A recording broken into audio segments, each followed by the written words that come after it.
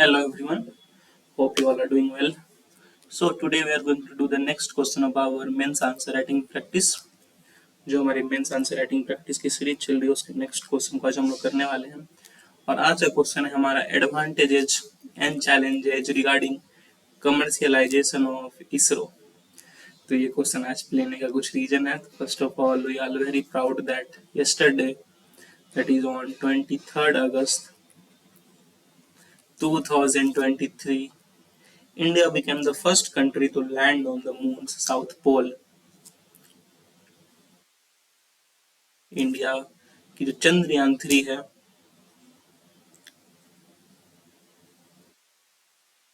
जो मून के south pole में लैंड होने वाली, India become the first country through Chandrayaan 3 to moon land on moon's south pole. So it is a very proud moment for all of us and congratulations to ISRO for their efforts।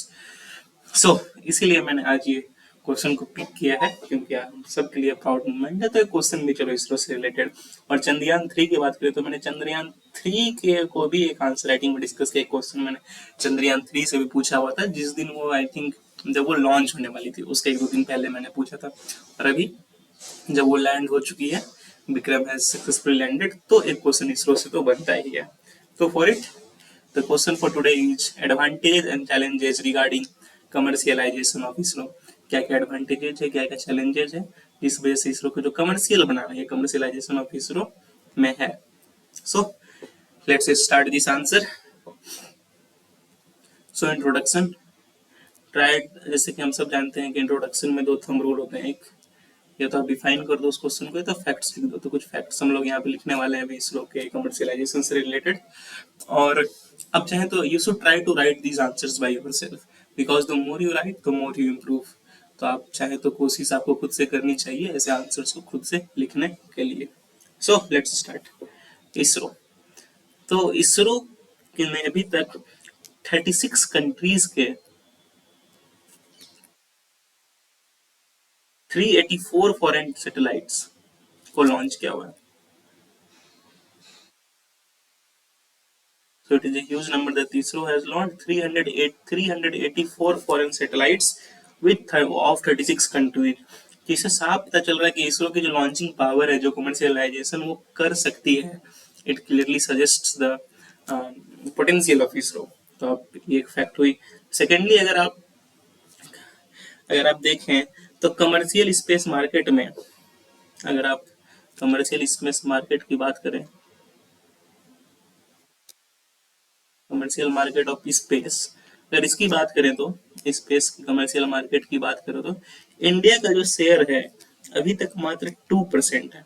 अगर space fairing Nations की बात करें, जो भी Nations है space में और जो भी कमर्शियल मार्केट रिलेटेड स्पेस है उसमें इंडिया का 2% ही इंडिया की contribution. India has only 2% of contribution in this in this commercial market.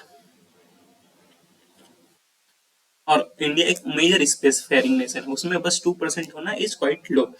तो जो गवर्नमेंट का प्लान है कि इस 2% को, this 2% should be increase to 10% by 2030। जो 2% अभी हम कमर्शियल स्पेस कमर्शियल मार्केट में उपाय किया हुआ है हमने, उसे 10% तक लेके जाना है। तो commercialisation of ISRO can be very helpful in it. तो ये से कुछ 1-2 फैक्ट्स लिख करके आप इंट्रोड्यूस कर सकते हो। Now move to the body, that is advantages. क्या क्या एडवांटेज हो सकते हैं कमर्शियलाइजेशन ऑफ इसरो के। So the first advantage is additional revenue. तो इसरो अगर कमर्शियलाइजेशन हो जाता है तो इसरो कैन अर्न मनी, ठीक है, अर्न सम मनी, और जो एडिशनल रेवेन्यू है वो हम जनरेट कर सकते हैं। ISRO can earn it's money और ह्यूज अमाउंट ऑफ मनी। अगर अच्छे से कमर्शियलाइजेशन होगी तो इसरो प्राइवेट प्लेयर्स को डाटा अवेलेबल करा करके, उसको फैसिलिटीज अवेलेबल करा के काफी अर्न कर सकता है। Secondly, with the help of private players ISRO can explore other revenues. अगर प्राइवेट प्लेयर की हेल्प मिल जाती है तो जो भी सिक्योरिटी से रिलेटेड हो गई, सिक्योरिटी रिलेटेड या national development related, national, in short I written national development related जो भी एवेन्यूज हैं, उन एवेन्यूज पे अच्छी पकड़ हो सकती है इसरो के, और ISRO can help in lot in this with the help of private players. दोनों की अगर पार्टनरशिप होती है तो इन एवेन्यूज पे काफी फोकस कर सकता है इसरो। अभी भी फोकस्ड है पर और भी ज्यादा फोकस हो सकता है। It will help in better utilization of space resources. जो भी स्पेस रिसोर्सेज हैं, अगर प्राइवेट प्लेयर्स उनमें इन्वॉल्व हो जाए तो इनकी यूटिलाइजेशन बढ़ सकती है, तो will better utilization of space resources. जो भी डाटाज मिलेंगे, जो भी हमें रिसर्च से फाइंडिंग्स मिलते हैं, that will be very much helpful to private players in developing many innovations, many techniques. तो स्पेस रिसोर्सेज की भी जो utilization, that will be better. काफी स्ट्रेटेजिक बेनिफिट्स होगी, जैसे कि प्राइवेट इंडस्ट्री, अगर देखिए इसरो का जो मेन काम क्या है, the main work of ISRO is providing the main work of ISRO is on science, to concentrate on science research and development। दो चीज छूट गया, science research and development and interplanetary explorations, space explorations and strategic launches, जो वो launch करती है satellites.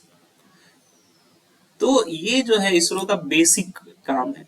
तो क्या अगर प्राइवेट पे इन्वॉल्व रहते हैं तो कुछ भी इनसे अदर टेक्नोलॉजीज जो भी हैं, अदर देन दीज थिंग्स,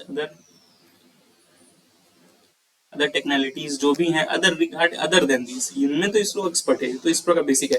अभी क्या होता है कि इसरो को इन सब के अलावा भी कुछ अलग चीजों पे फोकस करना पड़ता है, बिकॉज कि सब कुछ इसरो खुद करना है। अगर प्राइवेट प्लेयर इन्वॉल्व हो जाती है तो जो भी अदर टेक्नोलॉजीज है वो प्राइवेट प्लेयर देख लेगी, और इसरो को अधिक टाइम मिलेगा, अधिक एक्सपर्टीज मिलेगी, अधिक पैसे मिलेंगे कि इन्हीं सारी चीजों पे वो ज्यादा डीप जा करके फोकस कर सके, और इससे काफी स्ट्रेटेजिक बेनिफिट्स हमें मिलेंगे। So this can be one of the major advantages, widening the horizon of private participation। जो भी प्राइवेट प्लेयर्स हैं, अगर उनके आने से जो भी स्पेस सर्विसेज हैं, कमर्शियल स्पेस सर्विसेज,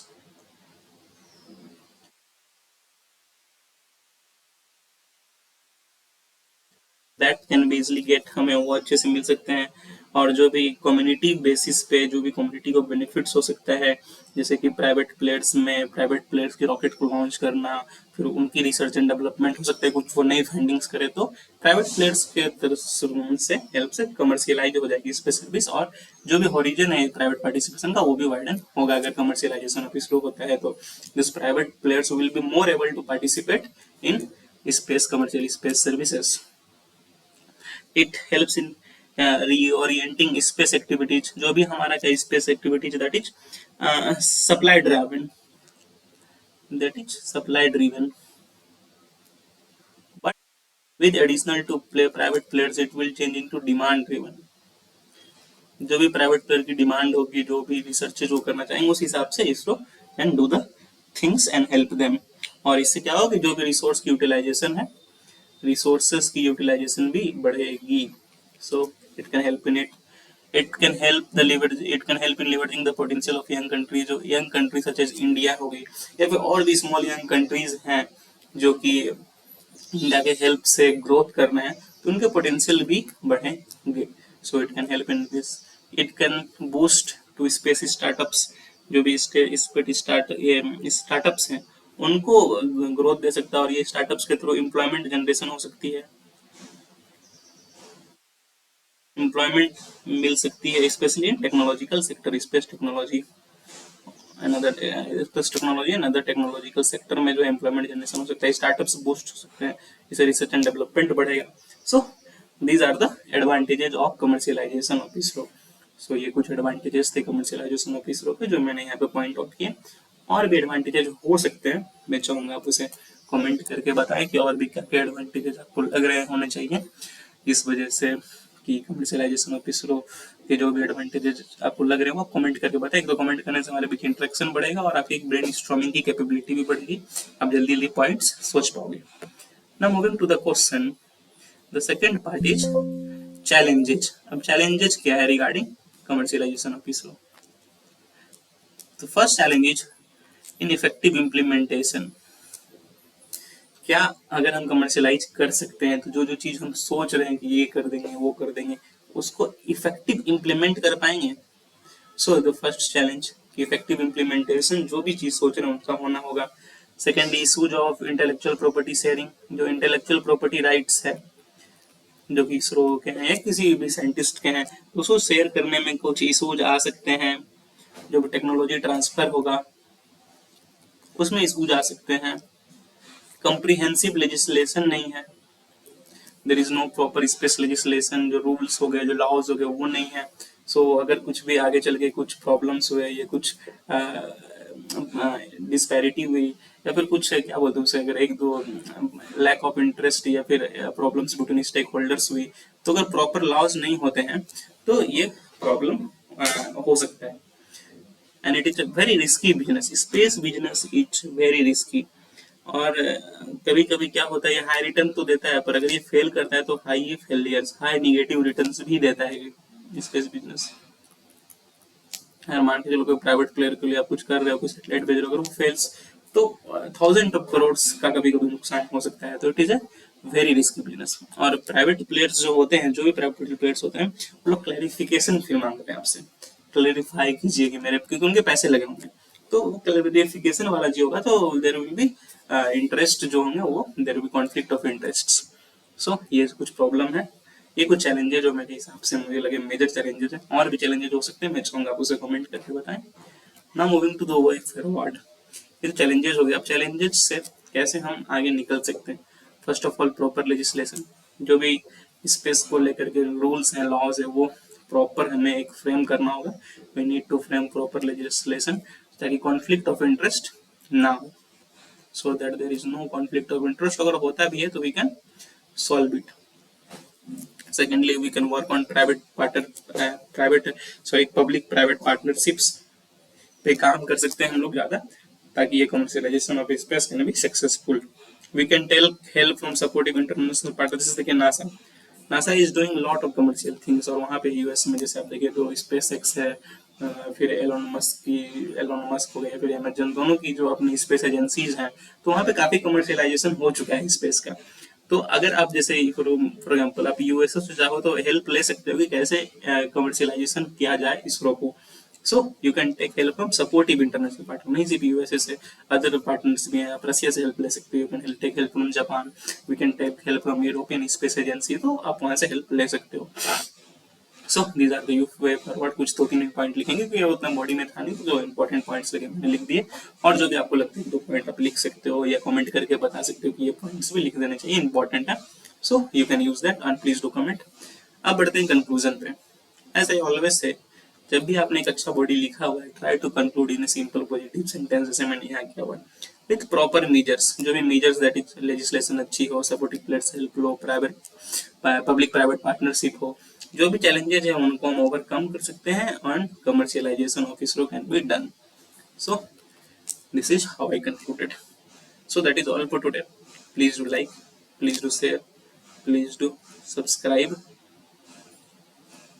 लाइक कीजिए, शेयर कीजिए, सब्सक्राइब कीजिए। काफी मेहनत लगती है ऐसे वीडियोस को डेली बेसिस पे आप सबके लिए बनाने के लिए, और आप लाइक शेयर सब्सक्राइब करते हैं तो काफी मोटिवेशन मिलता है कि हमें रेगुलर बेसिस पे ऐसे वीडियोस आप सबके लिए बना पाए। कमेंट करें जो पॉइंट्स आपको लगता है उससे इन्वॉल्वमेंट बढ़ती है। मुझे अच्छा लगता है आप कमेंट्स करते हो पॉइंट्स वगैरह कि ये सब होना चाहिए, कुछ कन्फ्यूजन पूछते हो, डिस्कशंस होते हैं, तो that is very helpful to us. So that is all for today. Have a nice day. Thank you.